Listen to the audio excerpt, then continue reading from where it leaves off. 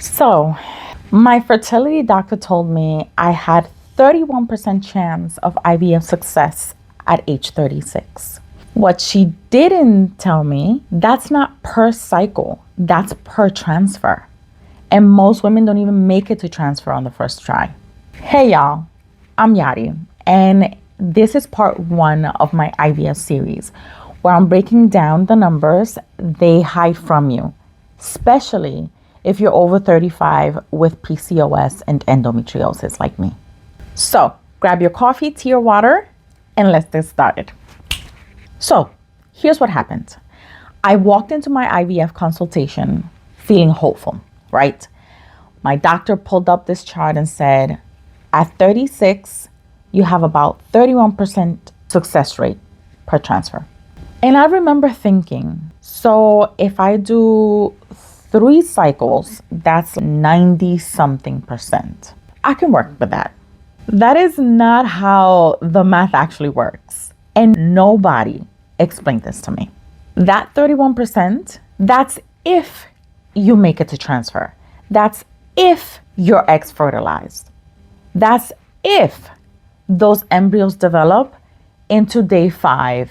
That's if they're genetically normal. That's if your lining cooperates. That's if your body doesn't reject the transfer.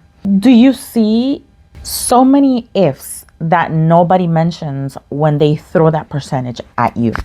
So let me break down what that 31% actually means with real numbers, my numbers. Here's what my first IVF cycle looked like. They retrieved 18 eggs. Sounds amazing, right? My doctor, she was thrilled. Of those 18 eggs, all 18 were mature enough to fertilize. Fantastic. Of those 18, only 12 actually fertilized. And of those 12, 7 made it to day 5 blastocyst stage. Initially, we said we wanted to send them for genetic testing, PGS testing. But at the last minute, something in our gut told us, just let it be. Don't get them tested. Just let it be. So y'all, we went from 18 eggs to 7 embryos. That's approximately 38%. And that's when the 31% success rate starts to apply. Nobody told me that part. Now, if you have PCOS like me and or endometriosis, these numbers get even more complicated. With PCOS, obviously we tend to produce a lot more eggs, which sounds great in theory, but the problem is that the quality might not be the greatest. So you might get 20, 25, 30 eggs at retrieval, but the fertilization rates and the number that actually make it to blastocyst can be lower than average. High quantity, but you might get low quality. With endometriosis, that's different. Endometriosis can affect egg quality, embryo implantation, and even how your uterus responds to the transfer. The inflammation from endo can make it harder for embryos to implant, even if they're genetically perfect. So when your doctor gives you that 31% number, you need to ask, is that the average for all women my age? Or is that adjusted for my PCOS and endometriosis? How does the endometriosis affect my specific odds? Because those conditions change everything. And most doctors don't break it down that way unless you specifically ask.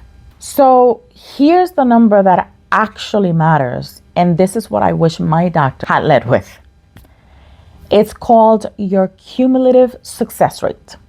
That's your chance of success after multiple cycles, not just one transfer.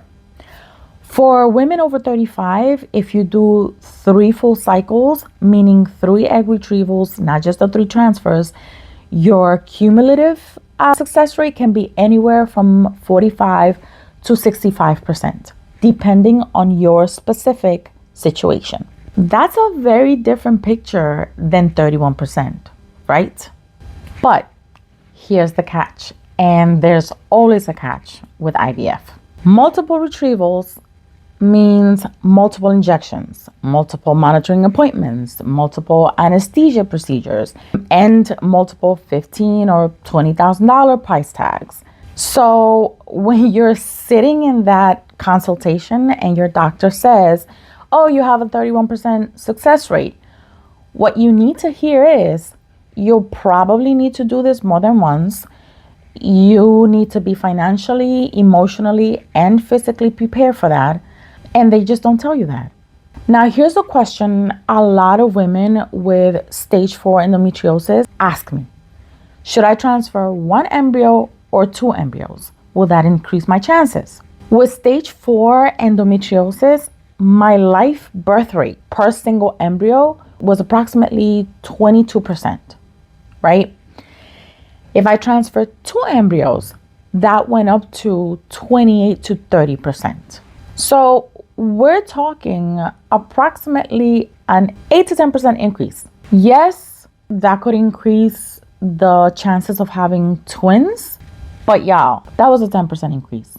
So at 37 with stage 4 endometriosis, a twin pregnancy was obviously high risk. We're talking preterm birth, gestational diabetes, hypertension, all the things that are already heightened because of my age. But you know what? For me, I chose the double embryo transfer. Not because I didn't understand the risks, but because to me, it was worth it. After having a conversation with my husband, we decided if my chances were that low to begin with, then you know what? Giving us an extra 10% chance wasn't such a bad thing. Now, if you have PCOS without endometriosis, your transfer success rates are actually pretty similar to women without PCOS once you get to a healthy embryo. The PCOS challenge is getting to that healthy embryo, not the transfer itself. By the way, I pulled these numbers from the START data and recent endometriosis studies. So here's what I want you to do before your first IVF consultation, or even if you're in the middle of it.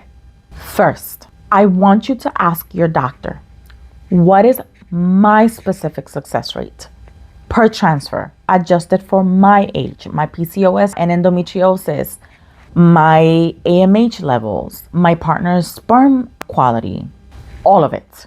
Number 2, ask, what is my cumulative success rate if I do 2 or 3 cycles?